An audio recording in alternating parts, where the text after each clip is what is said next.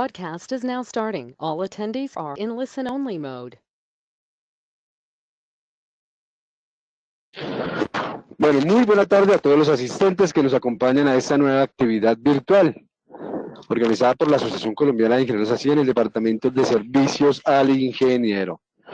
El día de hoy traemos este tema tan interesante, gestión del cambio en entornos de excelencia operativa. Para ello tenemos como conferencista invitado al ingeniero Sebastián Giraldo. Ingeniero Sebastián, muy buena tarde. En nombre de ASIEN y el Departamento de Servicios al Ingeniero, le damos la bienvenida, lo invitamos a que haga una breve presentación de su perfil profesional y le damos inicio al tema. Ingeniero Sebastián, bienvenido nuevamente. Adelante, por favor. Muchas gracias, Oscar. Bienvenidos a todos. ¿Me confirmas, Oscar, si puedes ver ahí mi pantalla y mi video también? Correcto, ingeniero. Vemos su cámara y la presentación. Excelente. Muy bien, pues muchas gracias, Oscar, a la asociación y a los que nos acompañan. Ahí poco a poco irán ingresando otras personas que recibieron la invitación. Pues un gusto a todos acompañarlos con este tema que hemos llamado gestión de cambio y entornos de excelencia operativa. Vamos a hablar de un tema clave para hacer realidad esos modelos de excelencia operacional, esos proyectos de mejora, de excelencia. Así que un tema muy, muy relevante de siempre. Así que, pues antes de continuar con todo el contenido que traemos, quiero hacer una breve presentación. Ya con algunos hemos venido compartiendo estos espacios, hemos ido desarrollando diferentes temáticas, hemos hablado de mejora, hemos hablado de excelencia, hemos hablado de cadenas de abastecimiento, hemos hablado de agilismo, hemos hablado de costos, bueno, creo que muchos temas relevantes para los ingenieros. Hoy trajimos este tema. Yo con la asociación ya llevo varios años en la industria, también ya llevo varios años de experiencia en mantenimiento, en operaciones, en mejoramiento continuo, y hace ya 7 años con una compañía americana de consultoría que se llama Performance Solutions by Mili, que es una empresa americana que tiene una división de consultoría y ofrece servicios sobre mejoramiento continuo, excelencia operacional y demás. Bien, entonces, pues es muy grato volverlos a acompañar, tener a muchos de ustedes acá de nuevo, poder hablar de este tema tan interesante que espero sirva para los que están desarrollando proyectos de mejora y excelencia. Pues ya son varios años aprendiendo constantemente, conociendo diferentes organizaciones, experimentando.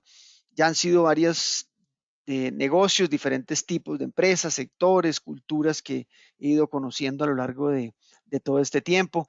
Y pues hay algo en común y es que a pesar de que las iniciativas se parecen en términos de metodologías, algunas más TPM o gerencia productiva total, otras un poco más de la manufactura esbelta, más lean, otras más asociadas al Six Sigma y sus semejantes, pero en común esas metodologías, digamos que comparten muchísimas herramientas, pero cada negocio es diferente, cada empresa es distinta, cada empresa tiene una necesidad diferente, cada negocio funciona y opera en una cultura muy distinta. Esto me ha servido para entender la importancia de la gestión del cambio y es lo que queremos compartir en esta conferencia. Más allá de las experiencias, más allá de las herramientas, entender a veces qué hace tan difícil, ¿cierto?, lograr esa excelencia, esa implementación de los sistemas de mejora, de la excelencia operacional. Realmente cuesta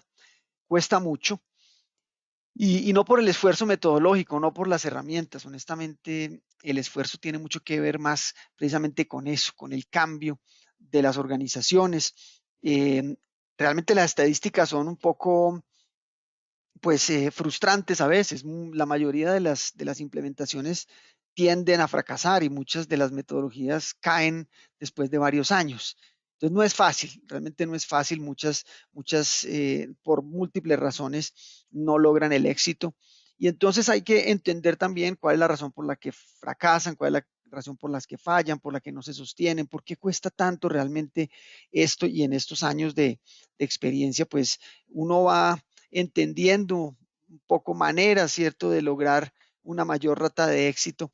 Y algo que yo he aprendido en estos años es que la excelencia operacional, los sistemas de mejora continua, toman un esfuerzo enorme al comienzo, por los recursos, por la energía que hay que poner al sistema, por el entrenamiento, por la formación, por el lanzamiento mismo, y por el cambio también de metodologías a veces, pero tal vez lo difícil no es arrancarlo, bien, aunque sí necesita un esfuerzo importante. A veces lo difícil es sostenerlo en el aire, es que se mantenga, es que realmente no se pierdan esas iniciativas, ese momento, en esa inercia inicial.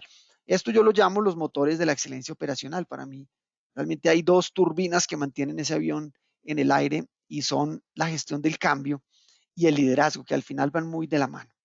Bien, entonces, si queremos no solamente despegar, sino sostener estos modelos de excelencia operacional, son necesarias estas dos turbinas. No sé qué pasó aquí, se me saltó. Ahí vemos. A ver qué pasó. No sé por qué se me está moviendo. Voy a volverlo a poner aquí en pantalla completa, a ver qué pasa. Muy bien, ahora sí, esperemos que no se me salte. Bueno, entonces hablamos de esas dos turbinas que mantienen ese avión en el aire, que es muchas veces lo más difícil, ¿cierto? Sostenerlo vivo, mantenerlo vivo. Bueno, vamos entonces a hablar un poquito acá de qué lo hace difícil. Bien, una de esas, perdón un segundo que esto se me está, ay,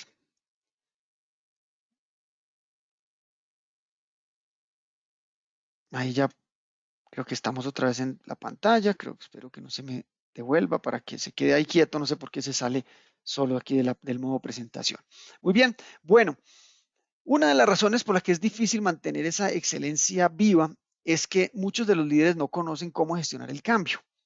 Realmente es una ciencia, realmente es un arte, realmente es una materia que hay que conocer y muchos de los líderes son buenos administrando, son buenos gestionando, son buenos gerenciando, pero no son muy buenos en temas de cambio porque realmente se requieren unas habilidades importantes y se quiere diferentes y complementarias.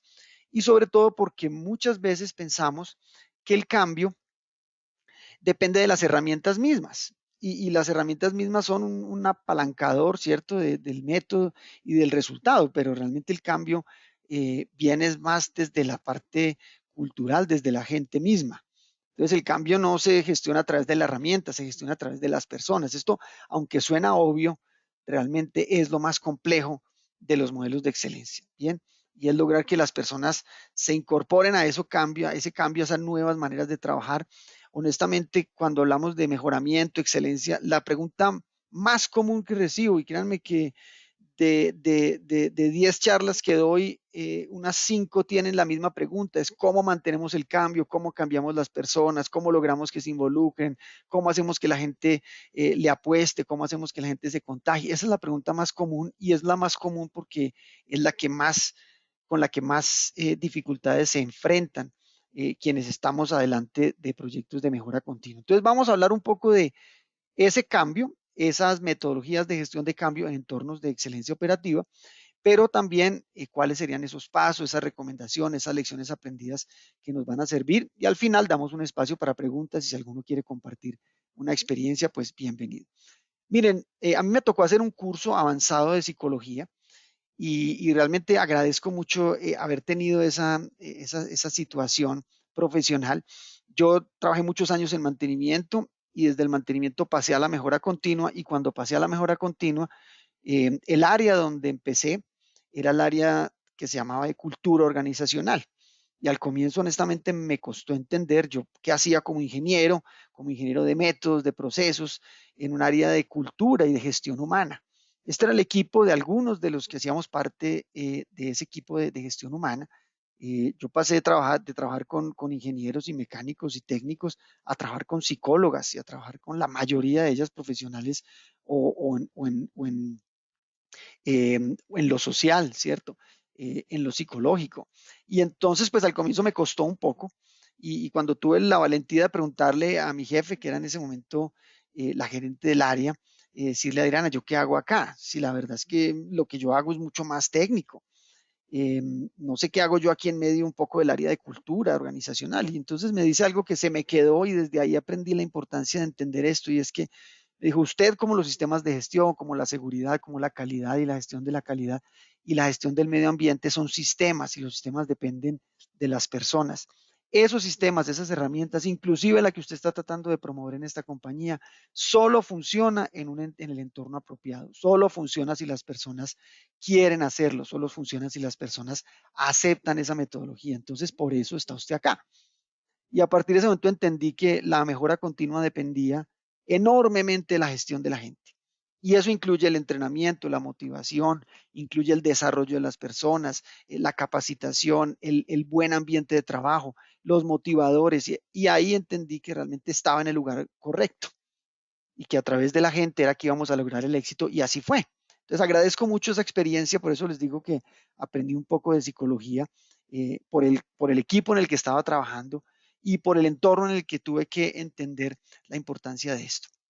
O sea, cuando hablamos de excelencia y de mejoramiento, necesariamente hablamos de personas. Esa realmente es la ventaja competitiva real y es donde hay que trabajar. Bien, lo demás es común, lo demás se aprende. El cambio no se puede aplicar tan fácilmente. ¿Qué queremos en términos de cambio y de personas? Queremos llevar a las personas de un estado actual a un estado deseado y ese actual significa que no vemos los comportamientos, significa que queremos ver esas aptitudes de la gente o esas actitudes, que queremos ver esos hábitos en las personas, esa manera de trabajar. Ese deseado depende mucho de la decisión de las personas, depende mucho de la transformación de la gente.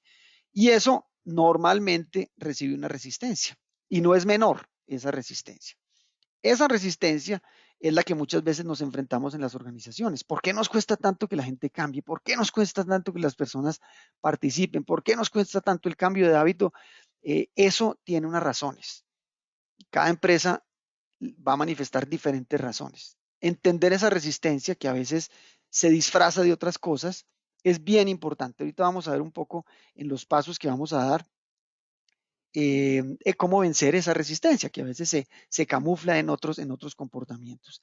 Y se camufla en actitudes, en sentimientos, en emociones como el temor, como el desinterés. Es que no quieren, hombre, no, es que de pronto tienen miedo, es que de pronto no les apasiona, es que de pronto no es un momento de vida, es que de pronto les parece más esfuerzo, es que de pronto no conocen. Entonces, de pronto la resistencia realmente es desconocimiento, es desinformación, es malas experiencias. Entonces tratamos de forzar mejoramientos cuando de pronto la gente ya vivió malas experiencias y prefiere no entrar ahí.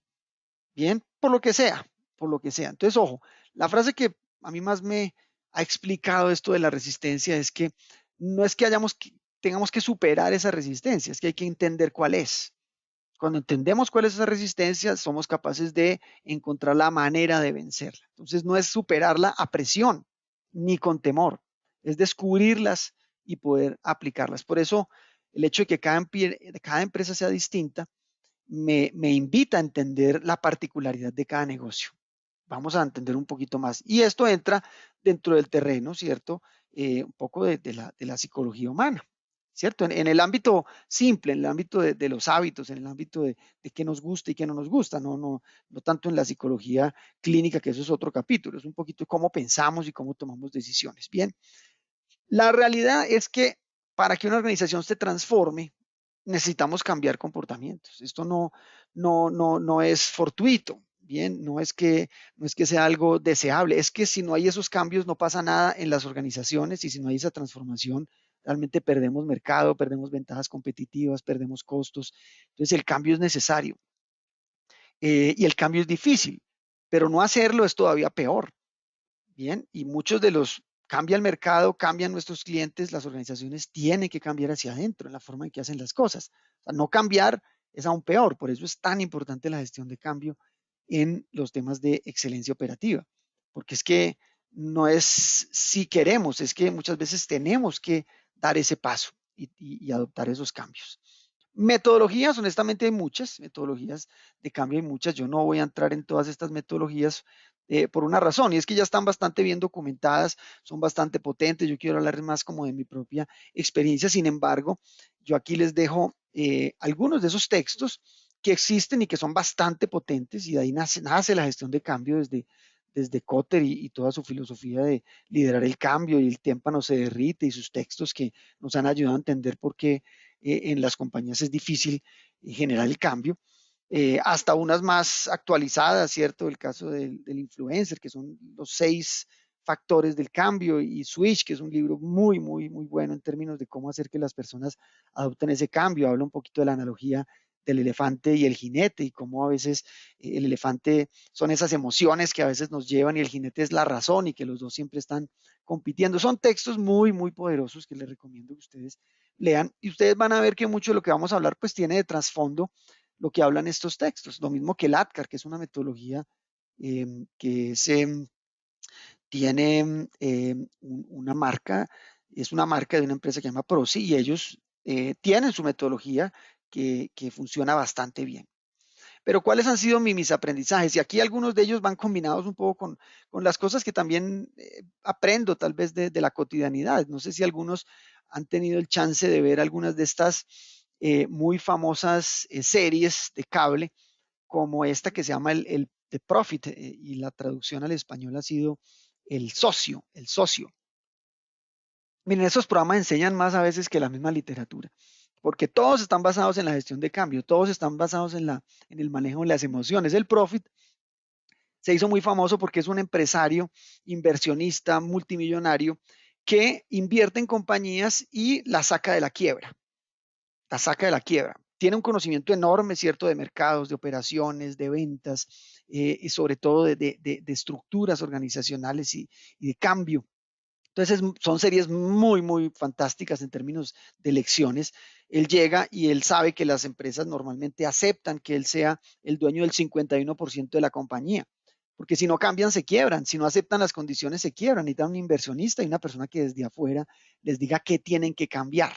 Pero ahí vienen un poco todas las emociones detrás de él, hacerse el dueño de la compañía, muchas de ellas familiares, y empieza a hacer cambios fuertes, pero a entender cuáles son las razones por las que la compañía ha funcionado históricamente mal. Es fascinante, me gusta mucho porque deja muchas lecciones de temas de cambio, lo mismo que esta otra serie que algunos de pronto la han visto, se llama Kilos Mortales. Y el doctor Mark Saravan, que es el que pues atiende a estos pacientes, es otra de esas series que nos dice por qué nos cuesta tanto a veces el cambio, porque estas personas que saben que tienen unas enfermedades crónicas, les cuesta cambiar esos hábitos, esos comportamientos, y cómo esta persona empieza un poco con su manera de ser a lograr ese cambio de hábitos. En Kilos Mortales lo que realmente hace interesante el programa es que la mayoría de la gente no cambia porque el entorno no le ayuda. Siempre hay un familiar que termina dándole a estos gorditos más comida de la que quieren, ¿cierto? Entonces, el entorno se demuestra en esta serie que es lo que hace y facilita o no el cambio de las personas. Muy bien. Y sobre todo ¿el temor a qué? El temor a enfermarse, el temor a la muerte. Hace que las personas decidan ese cambio. Otro que me encanta, que se llama el Bar Rescue, este personaje se hizo famoso con esta serie. Bares que están a punto de la quiebra, un poquito a nivel del profit, pero este entra mucho más en qué, en entender lo que el cliente busca de ese bar y cómo volver a ganar esos clientes que se habían perdido. Es bastante interesante, y lo hace de una manera muy particular, y es que graba algunos videos en que los mismos dueños, de manera encubierta, pues actúan naturalmente con sus clientes, y él después les muestra los videos y les dice, por estas razones es que a ustedes se les está cayendo el negocio. Y entonces le muestra la mala atención y les muestra las pérdidas y les muestra un poco el desastre en el servicio y les muestra las cocinas y les muestra cómo realmente no están cuidando lo básico. Y cuando esas personas ven esos videos dicen, tiene toda la razón. Así vamos a tener que cerrar este bar en meses. Y él empieza por ahí, por hacerles ver que hay una necesidad de cambiar. Y otra que me gusta mucho, entre muchas, ¿cierto? Esta se llama Acumuladores. Acumuladores es una serie que habla de las personas que empiezan a acumular a veces un problema psicológico asociado, empiezan a acumular y ya no pueden ni siquiera vivir en el lugar donde acumulan las cosas. Pero la razón del cambio tiene mucho que ver con que empiezan a perder la familia, empiezan a tener un lugar insalubre, y entonces solo esa realidad y una persona externa les hace ver el cambio. Bien, entonces, ¿por qué les digo esto? Porque realmente son una fotografía de la realidad que vivimos en las empresas. Cuesta cambiar, sea por hábitos personales, porque el negocio vaya mal, porque no vemos la realidad, ¿cierto? Porque no la aceptamos muchas veces, porque estamos un poco acostumbrados a la manera convencional de hacer las cosas.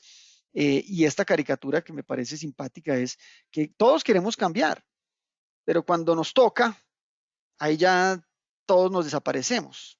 Todos nos gusta el cambio y dicen que lo difícil del cambio es la transición, pero al final en el siguiente estado todos estamos mejor, casi siempre estamos mucho mejor, pero es el esfuerzo del cambio el que nos cuesta. Por eso en las operaciones es difícil, porque el cambio cuesta. El cambio cuesta y no todo el mundo está dispuesto a tomar ese esfuerzo. Bien, o no todos ven el beneficio del esfuerzo al final. Entonces, vamos a los aprendizajes. Miren, las empresas al final funcionan como funcionan los organismos vivos. Las empresas finalmente son sistemas, grupos de personas que toman decisiones. No son las máquinas, ni son los activos, ni son los edificios. Las empresas son las personas y las decisiones que toman todos los días, las actitudes de sus líderes, ¿cierto? Los hábitos colectivos, todo eso es lo que hace al final una organización. Es un organismo vivo, por eso se comportan tanto como los seres humanos.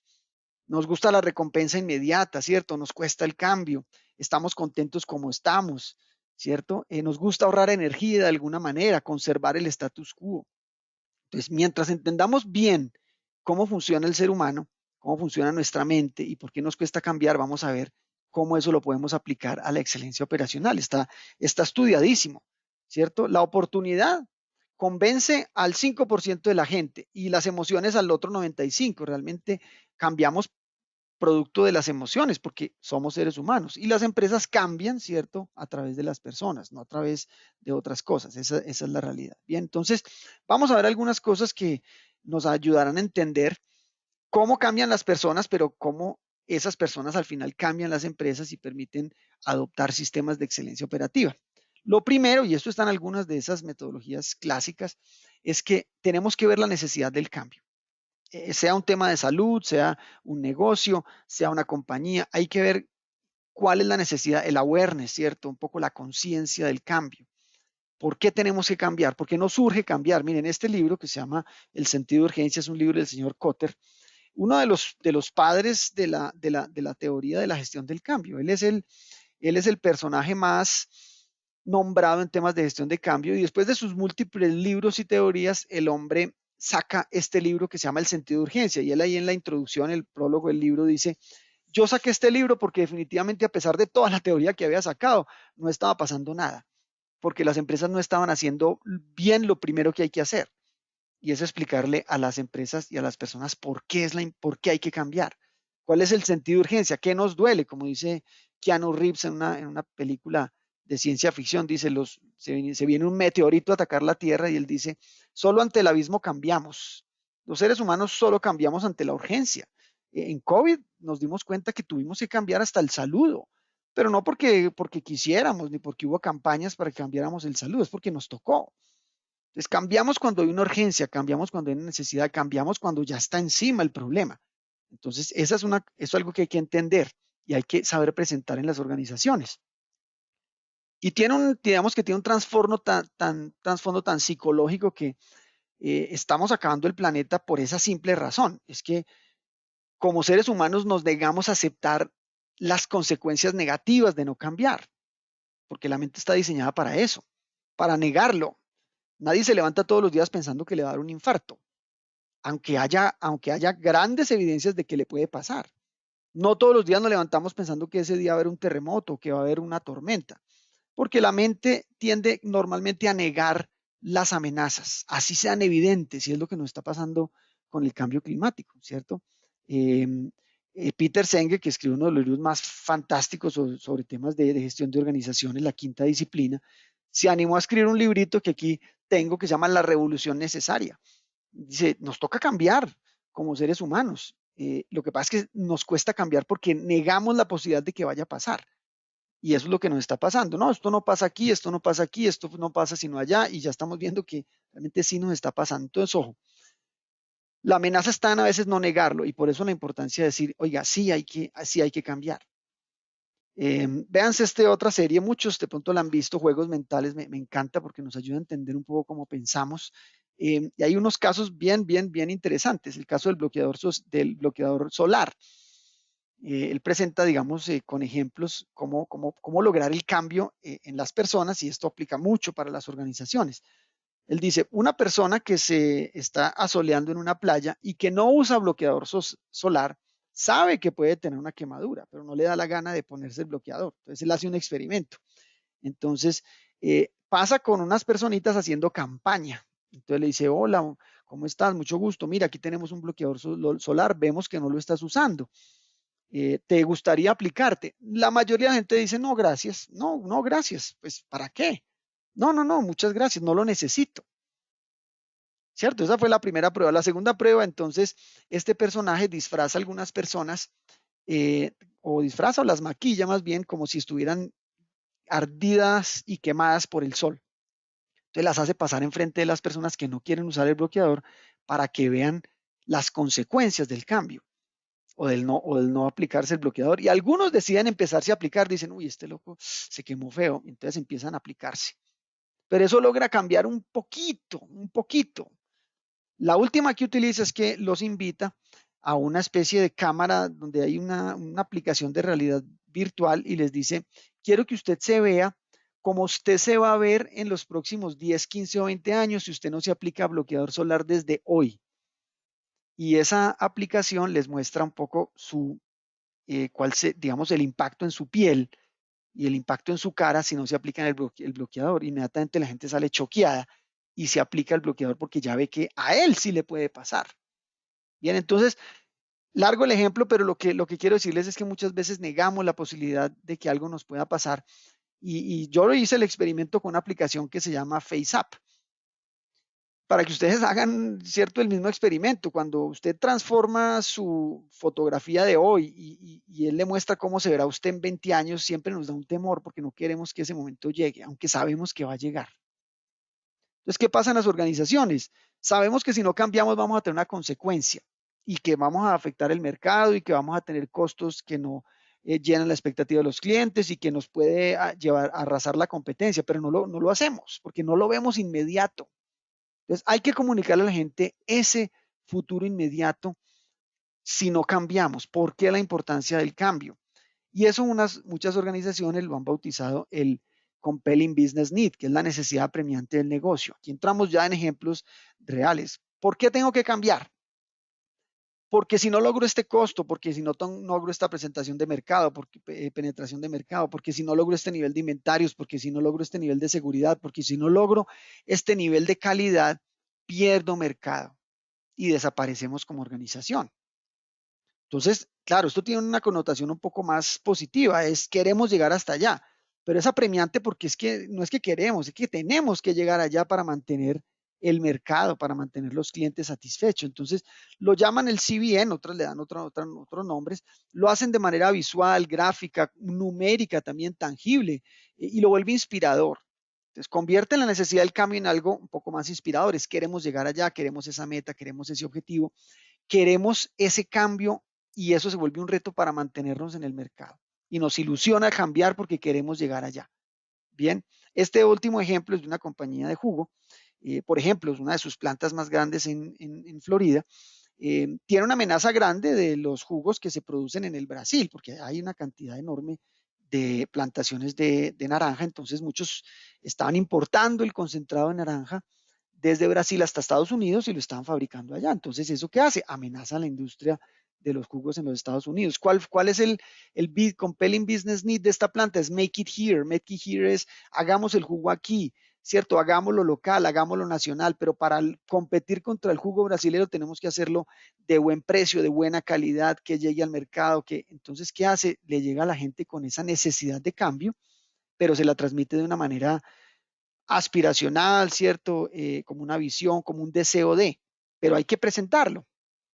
No para que se produzca temor. Cuando el señor Kotter habla del sentido de urgencia, no lo habla con el sentido de temor, lo habla con el sentido de quiero llegar a hacer las cosas diferentes, ¿cierto? Me siento retado, me siento invitado, me gusta la iniciativa, quiero dar ideas. Entonces eso inspira, motiva y hace que la gente se enganche en el camino. Entonces esa es la primera, ¿bien? Muestre el sentido de urgencia, comuníquelo correctamente, no como una amenaza, sino como un reto, pero también pues explicando cuáles son las consecuencias de no hacer ese cambio. Segundo, identifiquen las razones de la resistencia. Por eso es tan peligroso a veces copiar y pegar el método del libro, porque cada planta es distinta. Y la demografía de las plantas cambia de región a región, de ciudad a ciudad, y esto hay que entenderlo bien. Bien, ¿por qué? Porque en la cultura, en la demografía, hay individuos distintos y hay emocionalidades diferentes entre generaciones, entre si son hombres, mujeres, jóvenes, solteros, casados, si son antiguos, si hay un sindicato, si no lo hay, cuál es el estilo de liderazgo. Todo eso hace la diferencia. Entonces hay que entender las razones de la resistencia y entenderla es una manera es preguntarle a la gente, conocerla mejor, escucharla, encuestarla, ¿cierto? Entonces, no necesariamente una encuesta de clima, aunque esto ayuda, pero son conversaciones más cercanas donde a la gente le preguntamos cómo se involucra en el día a día, cómo resuelve problemas, qué prioridades tiene, ¿cierto? Si se siente escuchado o no, qué motivaciones hay. Y esas conversaciones cercanas te permiten entender cómo es la tipología de la planta, si ha habido experiencias fracasadas, qué piensan de los líderes, qué piensan del cambio, ¿cierto? ¿Qué les motiva? ¿Qué sistemas de reconocimiento existen? ¿Qué ha funcionado y qué no? Entonces, ojo, entiendan muy bien el entorno en el que están. La gente no es que no le guste el cambio, es que no le gusta que lo presionen y no le gusta que le forcen a cambiar. Como los que tenemos hijos, sabemos que pues ser padre es muy fácil hasta cierta edad, porque uno tiene autoridad como padre, entonces pues uno como padre levanta la voz y cierto, tiene la autoridad del papá, pero con la medida que los hijos crecen, esa autoridad ya no funciona así de manera tan impositiva, ya tienes es que ser más influyente, cierto, mucho más negociador. Bien, los niños inclusive a temprana edad ya se vuelven negociadores natos, cierto.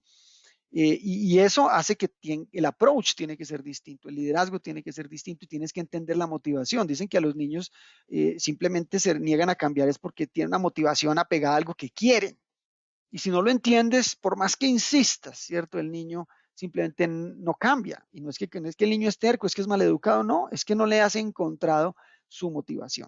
Bien, entonces un poco entender eso, bien, entender y casi que a veces individualmente a las personas.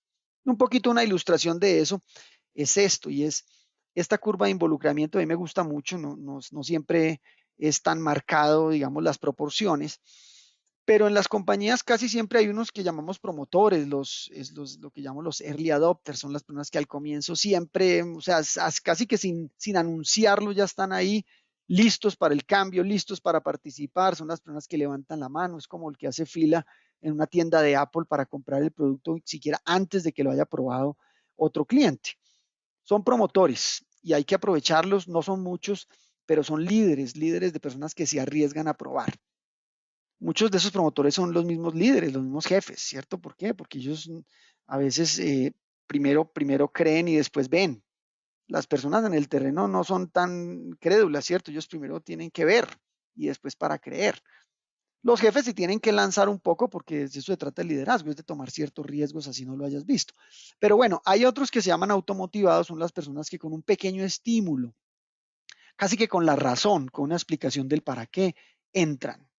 Bien, y se comprometen y participan. De esos también son pocos, pero hay que aprovecharlos porque esos son los que nos van a ir dando la masa crítica de los que llamamos convencidos. Es con los que empiezan a entrar con un estímulo, con un reconocimiento, ¿cierto? Cuando ven beneficios, cuando ven las ventajas de estar ahí, cuando de pronto por ahí ven los primeros resultados, esos empiezan a entrar.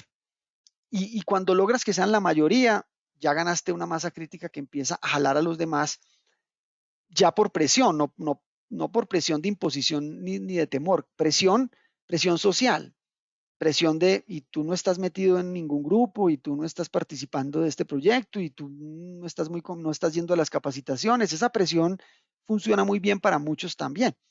Esos rezagaditos que necesitan más convencimiento entran cuando ven que el bus los va a dejar. Pero hay algunos que definitivamente nunca van a entrar. Eso es lo que llamamos divergentes, son personas que en un momento de vida distinto, son personas de pronto con malas experiencias. Bien, ahí no hay que hacer mucho esfuerzo, honestamente, creo que, y ojalá que a veces son la minoría, aunque hacen un poquito de ruido muchas veces.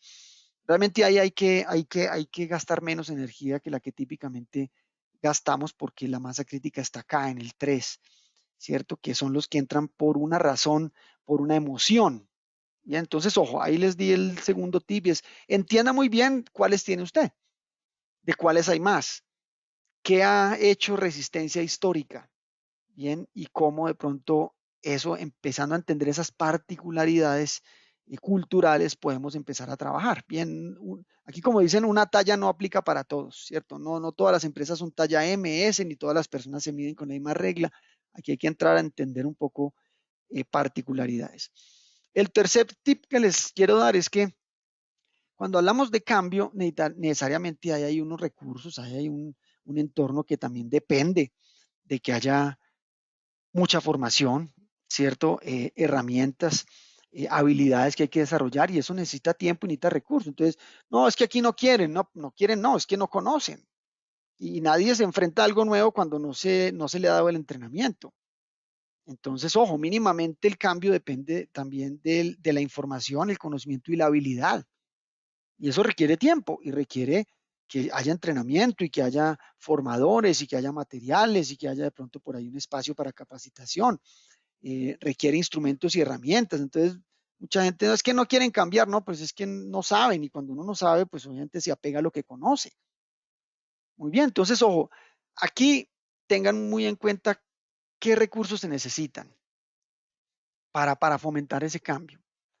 Acuérdense que si uno tiene el plan y tiene la visión y tiene la claridad del para qué, pero no tiene los recursos, hay mucha frustración, ¿cierto? Porque quiero y no puedo, ¿cierto? Porque quiero y no puedo. Entonces causa una sensación de frustración.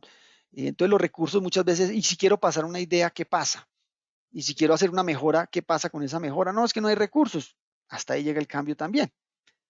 Y de todas las barreras que yo he encontrado en las organizaciones, la mayor de todas muchas veces tiene que ver con el tiempo para formar la gente. No es que no tenemos tiempo, es que estamos copados, es que no hay gente, no hay personal. Entonces, y quieren hacer las cosas distintas y no se abren los espacios para que la gente se forme, piense distinto, bien vea nuevas ideas.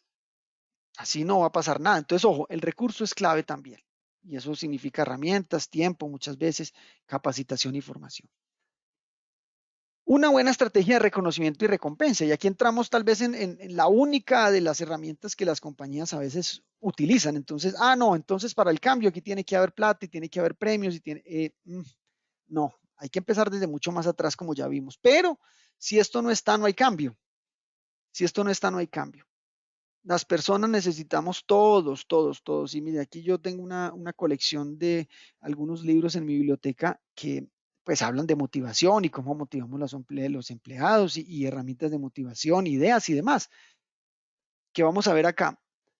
Pero necesariamente todas las personas van a tomar una decisión de cambio siempre y cuando haya un beneficio. Siempre y cuando haya un beneficio. Eso es más humano que cualquier cosa. Nadie hace un cambio si no ve un beneficio, si no ve una recompensa, si no ve un cómo gano yo, como dicen los americanos, un what's in it for me, y yo qué gano aquí, y si es más trabajo, y si es más esfuerzo, y si son mis ideas, y si es mi participación, yo qué gano. Entonces, ojo, ahí es donde viene la estrategia de reconocimiento y recompensa. No solo recompensa, eso es una porcioncita, es también el reconocimiento, eso funciona bastante bien.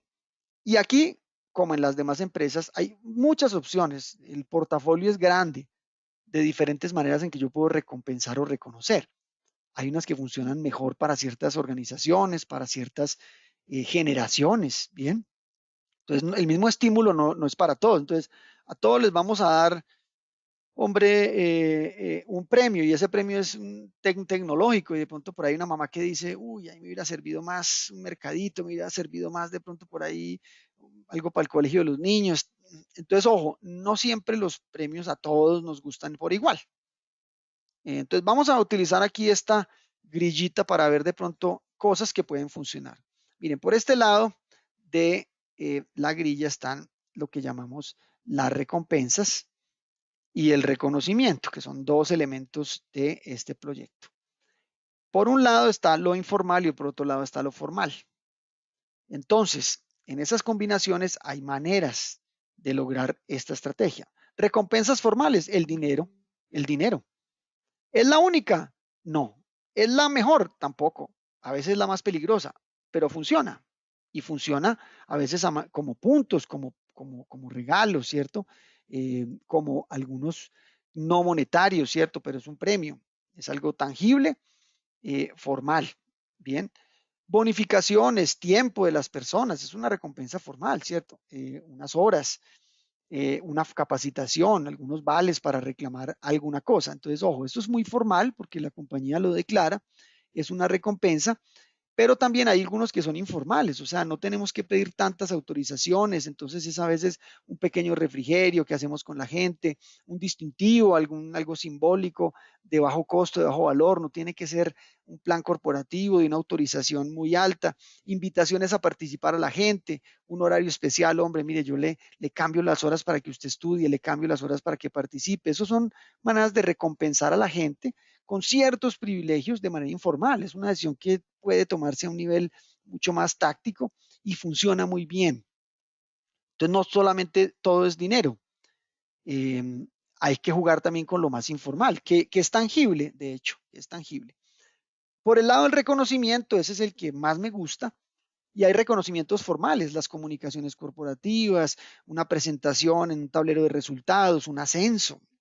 Bien, un mejor empleado del mes, un diploma, esos son reconocimientos formales, están declarados, la gente sabe que van a llegar, o por lo menos están publicados en alguna parte. Y hay unos que son los más efectivos, honestamente, eh, que son los reconocimientos informales, son los que la gente no espera muchas veces. Son menciones especiales del jefe, son momentos cercanos con el equipo, son responsabilidades que se otorgan y que la gente dice, wow, son resaltar un logro. Muchas veces las empresas de lo que más oigo que se quejan es que dicen, yo llevo muchos años aquí y siempre me han dicho lo que hago mal y pocas veces me dicen lo que hago bien. Ese reconocimiento a la gente le llena un poco, ¿cierto?, el corazón. Y muchas veces la gente no está pidiendo más, está pidiendo eso, que le reconozcan el trabajo, le reconozcan el esfuerzo. Entonces, ojo, hay que jugar con todas. ¿Cuáles son los mejores para su empresa? Depende de qué ha funcionado, de la tipología. Tengo muchos ejemplos. Hay compañías que, por ejemplo, le daban a los empleados un premio y el premio era un restaurante, una cena con su familia en un restaurante 5 estrellas en la ciudad y la gente no le gustaba mucho el premio porque se sentía incómoda por todo la etiqueta y el protocolo que a veces exigía ese restaurante. Entonces decía, no, mire, no me dé ese premio que es que yo no me siento cómodo ahí. Y es muy entendible.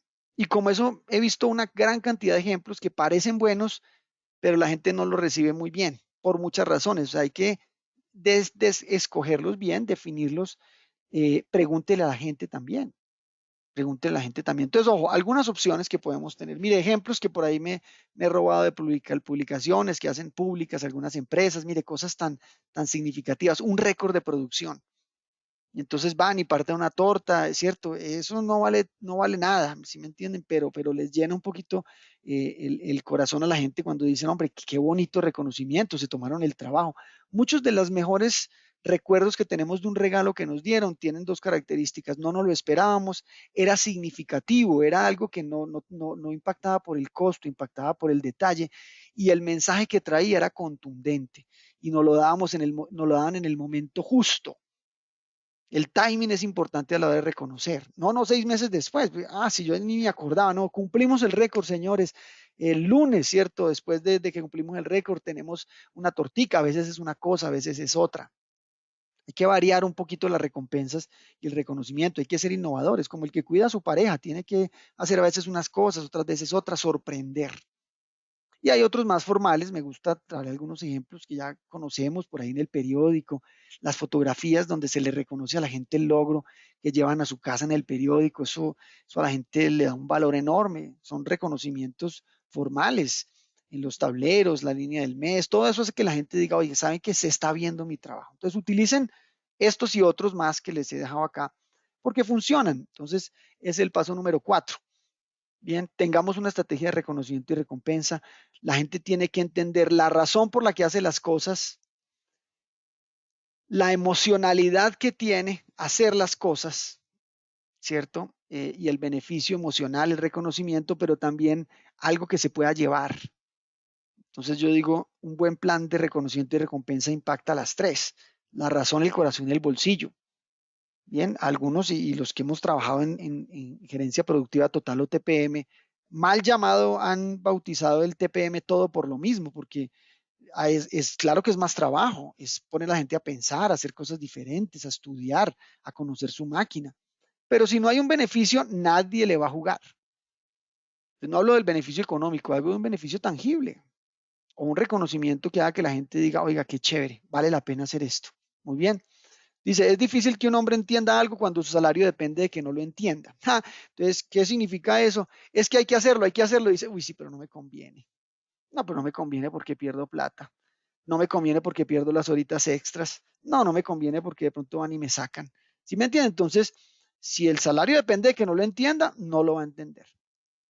Entonces, muchas veces la gente, ¿por qué en seguridad nos cuesta tanto cambiar el comportamiento? Porque tenemos en la mente que la prioridad es producir. Entonces, si no produzco, si no produzco, si no produzco, me votan. Así sacrifique mi propia seguridad. Entonces, yo sí lo entiendo, pero mi salario está en juego, mi producción está en juego, no me pida que cambie eso. Entonces, ojo, hay que entender las razones por las que las personas no cambian. Bien, ¿cómo entonces podemos utilizar un modelo de excelencia para crear ese involucramiento? Y aquí hay elementos que todos de pronto por ahí hemos conocido. Si estamos haciendo TPM, si estamos haciendo proyectos, si estamos haciendo actividades de equipos de trabajo, llámense equipos autónomos, esa oportunidad de participar ya crea involucramiento, ya empieza a generar cambio. Oiga, chévere, me están invitando a esto, ve, y me metieron a este pilar, me metieron a este proyecto, confiaron en mí para este trabajo, qué bueno. Y en eso crea una oportunidad. Y la oportunidad casi siempre trae una preparación, un conocimiento adicional, una formación. A la gente le motiva mucho cuando se le capacita, se le entrena, porque eso le significa de pronto desarrollo. Aprender otras herramientas para crecer en la compañía, resolver problemas, hacer su trabajo más sencillo. Esto también cautiva a la gente y la involucra. La medición, y digo la medición más que el control, es el sentimiento de logro. Hombre, ¿sabes qué? Rompimos ese récord, vamos por esa eficiencia, vamos por ese 0 accidentes, vamos por esas ventas este mes. Cuando mides a la gente y no lo utilizas como un mecanismo de control, sino como un mecanismo de reto e inspiración para llegar hasta allá, ¿cierto?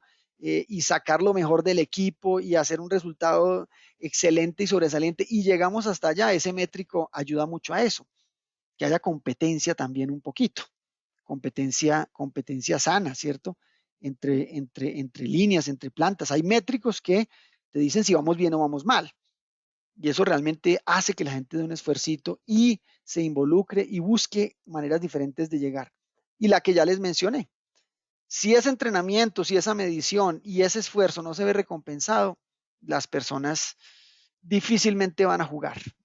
Bien, entonces reforzar el comportamiento. Oiga, esto les quedó muy bien, esto salió muy bien, excelente, buen trabajo, bien, de manera informal y formal. Esas cosas normalmente las trae un modelo de excelencia.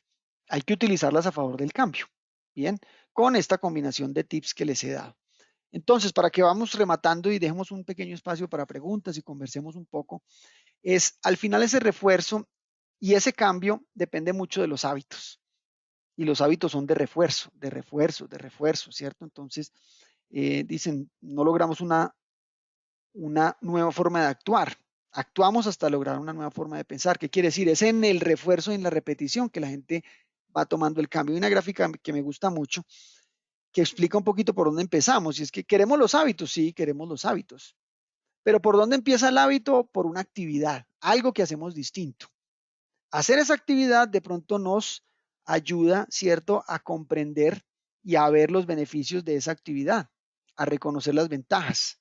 Bien, cuando reconocemos las ventajas, entonces cambiamos un comportamiento. Decimos, oiga, ¿sabe qué? Lo hicimos así, nos fue mejor, produjimos mejor, tuvimos menos rechazos. Oiga, chévere, cambiamos el comportamiento porque nos conviene y el comportamiento repetitivo cambia el hábito.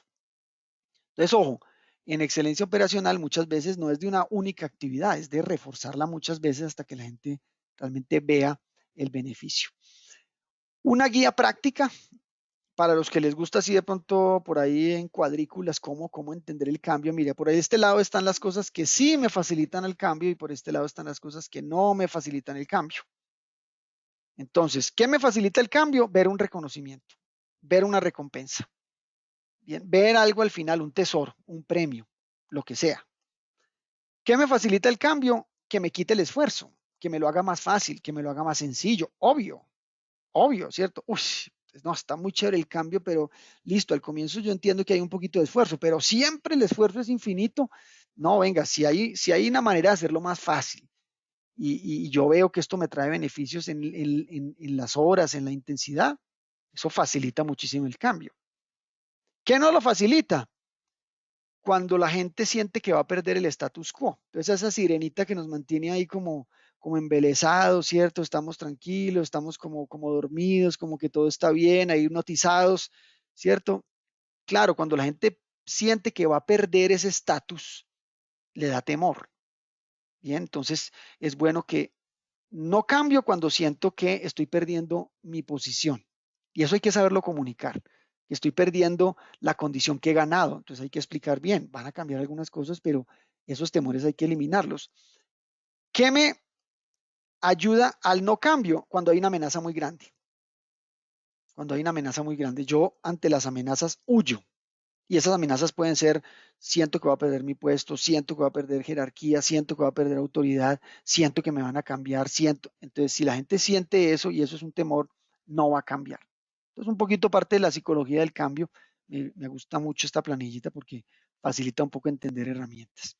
Por último, miren lo interesante a través de un video. Voy a tratar de compartirlo aquí con una manera de compartir lo que me enseñaron por acá y es que me permite compartir el video aquí para que suene, para que tenga sonido. Entonces, creo que lo voy a poner ahí en pantalla. Creo que va a tener sonido. Exactamente. Lo va a reproducir. Espero que ustedes lo estén viendo en este momento. Y vamos a oír. Es una publicidad que habla un poquito de cambio, dura 1 minuto y medio. Entonces, veamos qué tiene que ver esto con lo que hemos hablado.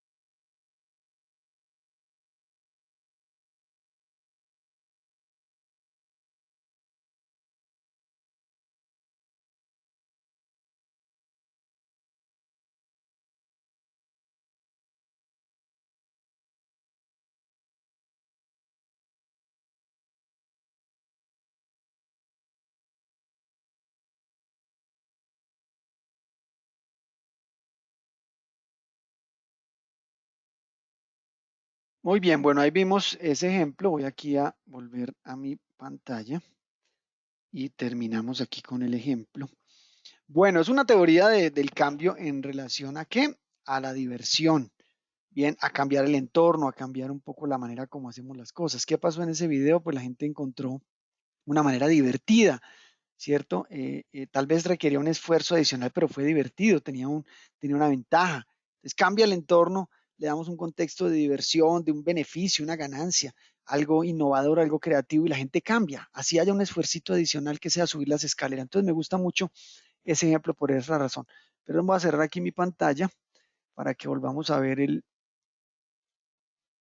la presentación.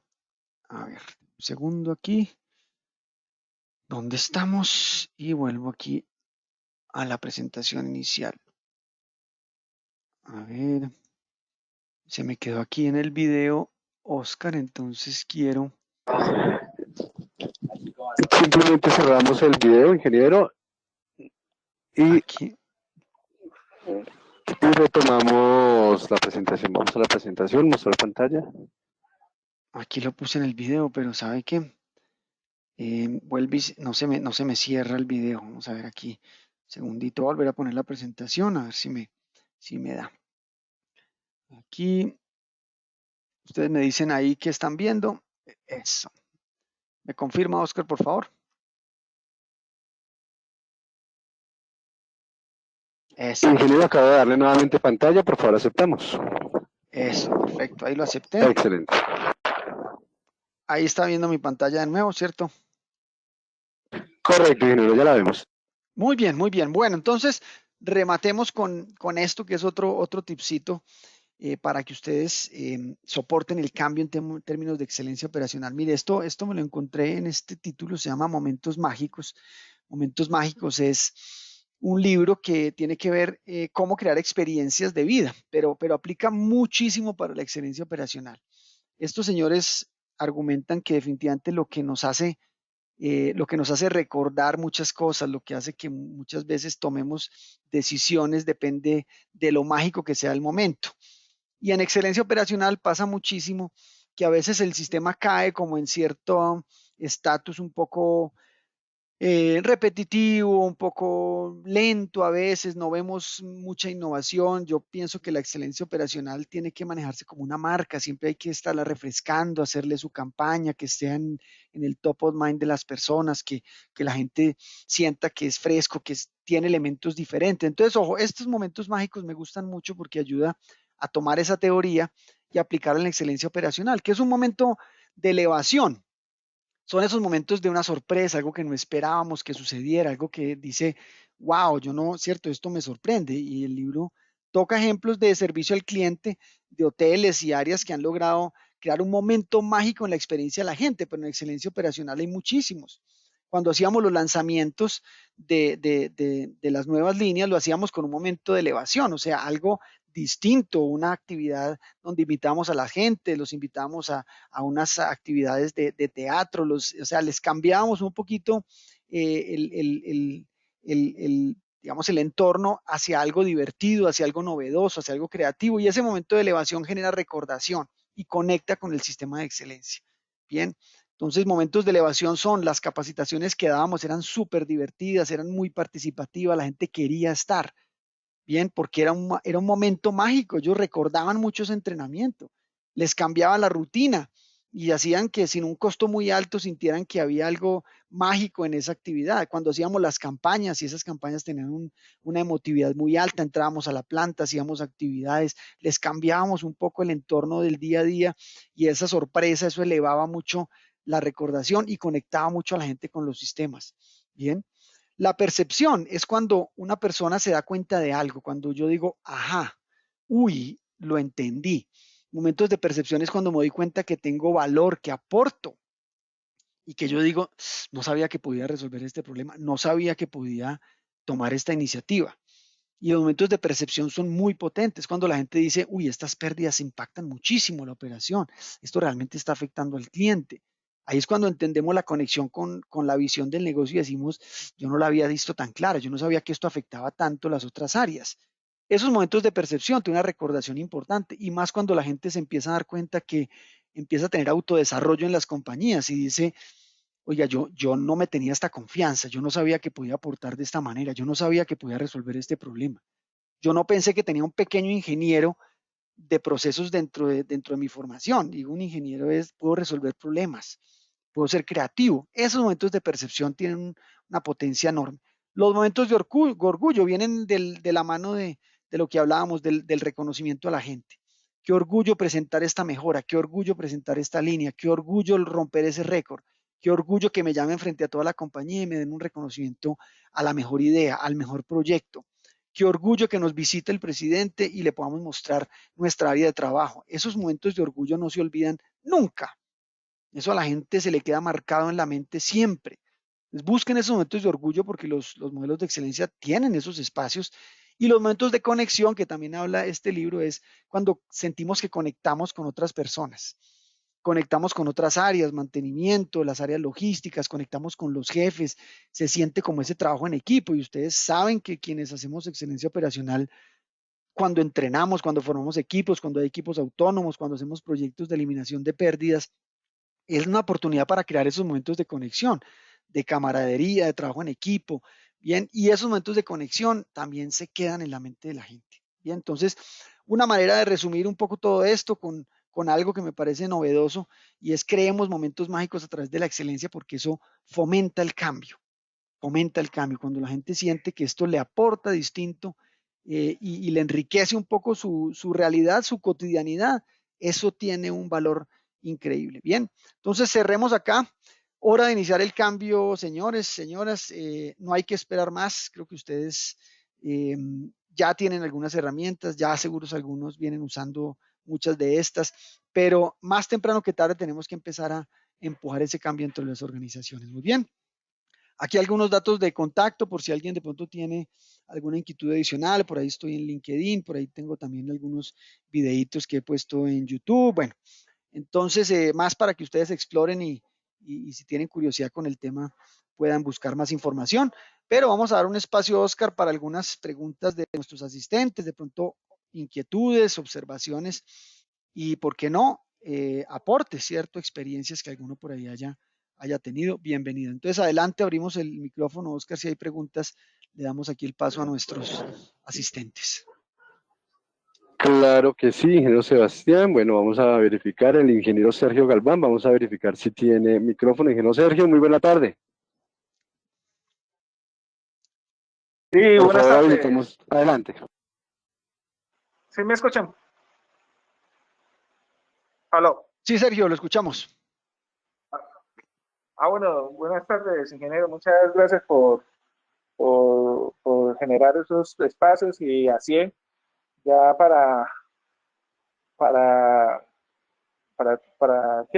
mi pregunta va con referente a, a generar esos espacios de excelencia operacional, ya que anteriormente, debido a la pandemia, antes de la pandemia, la gente era como más aceptable a esos espacios. Después de la pandemia, resulta y pasa que ahora la gente ya no quiere esos espacios, desean pasar más tiempo con su familia debido a toda esta situación, debido a que hubo personas que tuvieron problemas de salud debido a la COVID y se dieron pues, o bueno, mejor dicho, reflexionaron o no sé qué pasó ahí, pero ellos ahora desean estar más tiempo con la familia, ya están haciendo como una transición o un cambio con referente a lo antes de la pandemia, que ellos eran más motivados a esos espacios de excelencia profesional. Ahora, ¿cómo se puede inculcar nuevamente esos espacios? Buenísima pregunta, Sergio, y gracias porque es muy, muy interesante y muy cierto, oportuna también.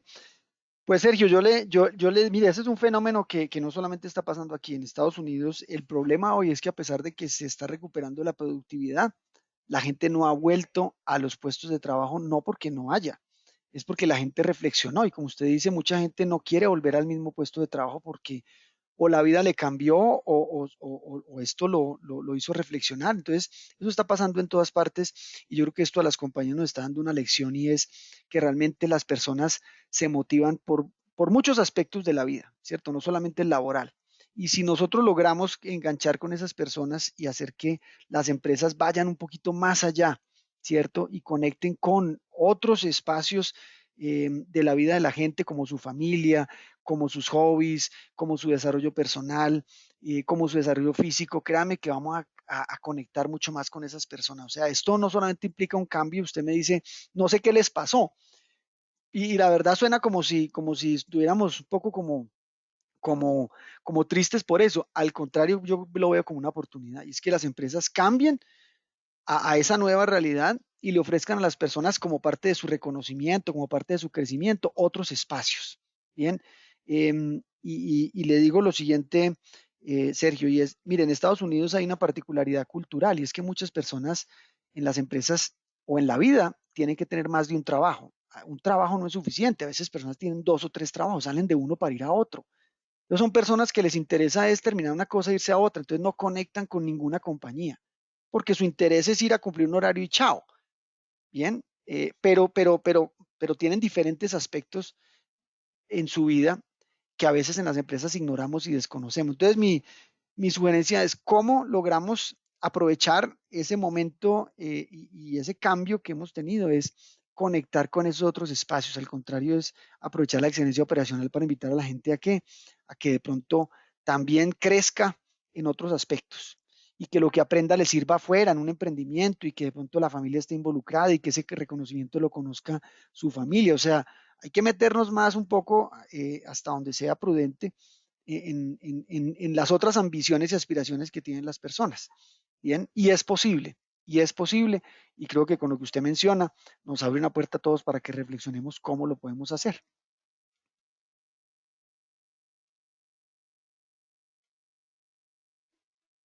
Muy bien, ¿alguna otra pregunta, muchas Oscar? gracias. Claro que sí, Sergio, mucho gusto. Claro que sí, tenemos al ingeniero Diego Fernando Pulido. Ingeniero Diego, por favor, habilitamos su micrófono.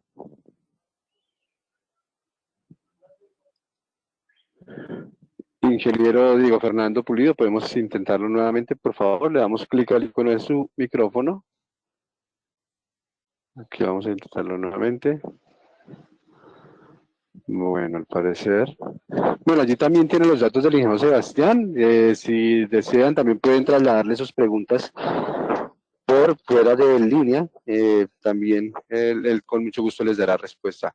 Intentamos nuevamente con el ingeniero Diego Fernando Pulido. Ingeniero Diego. Ok, al parecer no puede activar su micrófono. Bueno, ingeniero Sebastián, pregunta, ingeniero, ¿podemos compartir estas memorias, esta presentación con nuestros asistentes?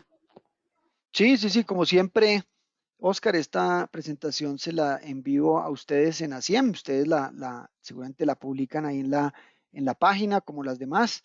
Y subimos y cargamos el video también, que es otra de las cosas que hacemos. Así que tienen acceso a la información y al video para los que quieran volverla a ver o compartirla después. Excelente, ingeniero. Recuerden que una vez finalicemos la actividad, les aparecerá una evaluación. Agradecemos mucho su ayuda calificándola y enviándola. Nosotros de vuelta les estaremos enviando esta presentación.